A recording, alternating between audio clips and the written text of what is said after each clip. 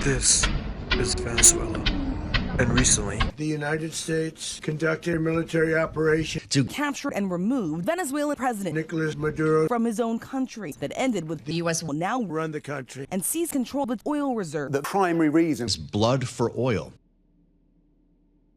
this is the president of Venezuela, a country that on paper is one of the richest in resources due to this particular region and has immense oil reserves that surpass that of other major countries. However, this same country has experienced severe conditions that has caused extreme poverty. The result is one of the largest mass migrations in the world.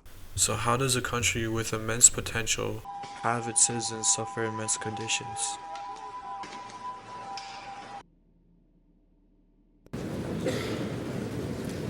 Thank you.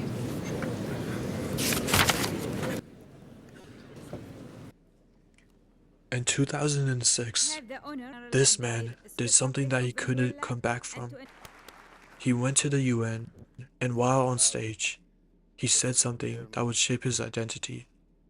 He became known as a man who called the President of the United States, the gentleman to whom I refer as a devil the devil himself, is right in the house, after the unjustified invasion of Iraq. talking as if he owned the world. Why did he do this? And even so, why so publicly when he knows that the world's most powerful individuals were watching? Was this a public statement of power or a statement of fear?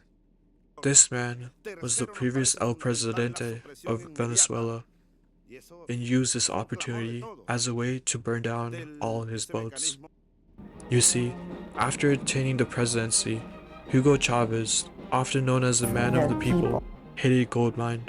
He was able to obtain power and money with the discovery of oil. So as the man of the people, he decided to introduce new forms of social policies and said that he would distribute oil revenues down to the people of the poor. Fundamentally, his strategy was to diversify the economy and to reduce dependency on oil prices and imports. However, when Chavez first came into power, oil was roughly $10 a barrel, and by 2004, it was on a trajectory over 100. So, after the 2006 re-election, Chavez couldn't resist anymore. He went the opposite direction and brought oil to the center of his economic model, allowing him to get more access to the debt market by borrowing on the oil assets the country had. And just in the blink of an eye, Venezuela was addicted. But at the same time, Chavez made it clear that his economic model would incorporate nationalizing assets. Through this process, major US companies weren't on board with the new terms imposed, leaving US investments to decline and Venezuela's state oil company to take majority control. But there was one major company that decided to stay.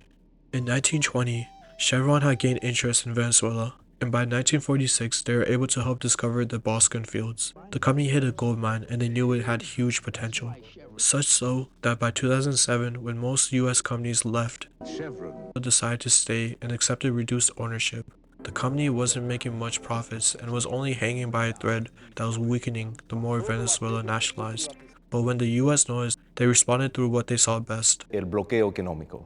which not only ended up blocking global oil exports, but also paralyzed Venezuela's economy, freezing the country's major financial assets and blocking access to international payment systems. And only a few companies were able to maintain presence without any sanctions. However, while nationalizing the country, the administration overlooked one crucial aspect. They continued to import while reducing the private sector, so the only way to sustain imports was through foreign borrowing. The issue was that oil prices are also known to be cyclical, and by 2012, oil had accounted for 95% of the country's exports, leaving the country highly dependent and exposed. To make matters worse, Chavez's health declined, and at the same time, capital markets stopped wanting to lend to the country due to rising default risks. By 2013, Maduro took over and became biggest sucker in Venezuelan history. This is the guy who's gonna follow Chavez. but it was worse than what everyone was expecting.